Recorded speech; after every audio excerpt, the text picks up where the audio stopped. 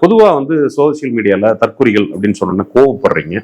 நாங்க தொண்டர்களை மட்டுமல்ல, இந்த மாதிரி 2ஆம் நிலையில இருக்கக்கூடிய, முதல் நிலையில இருக்கக்கூடிய உங்க தலைவர்கள் கூட தற்குறிகளா இருக்காங்க அப்படிங்கிறதையும் நீங்க புரிஞ்சுக்கிற நாட்கள்ல தற்குறி அப்படிங்கிற பட்டத்திற்கு தகுதியற்றவர்களா நீங்க மாறி இருப்பீங்க அப்படிங்கிறது தான். இதுல குறிப்பா விஜய் ரசிகர்களுக்கு, ஜென்சில விஜய் பக்கம் அரசியல் சாய்வு ஏற்பட்டு கொண்டிருக்கக்கூடிய இளைஞர்களுக்கு நம்ம சொல்ல வேண்டிய முக்கியமான விஷயம் என்ன அப்படின்னா, பொதுவா நம்ம இது வரைக்கும் பார்த்தது எல்லாமே, இதுகாரும் வரலாறு முழுக்க நீங்க பாத்தீங்கன்னா மக்கள் தலைவர் அப்படிங்கிறவர் மக்கள் பிரச்சனைகள் உள்ள இருப்பார், கூட இருப்பார்.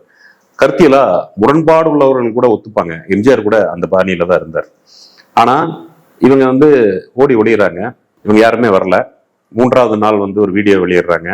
அதற்கப்புறம் எஸ்ஐடி வேண்டாங்கிறது வந்ததுக்கு அப்புறமா நீதி வெல்லும் ட்விட்டர் போடுறாங்க. இப்போ ஓரிரு நாட்கள்ல இந்த குடும்பங்களை சந்திக்க போறேன்னு சொல்றாங்க.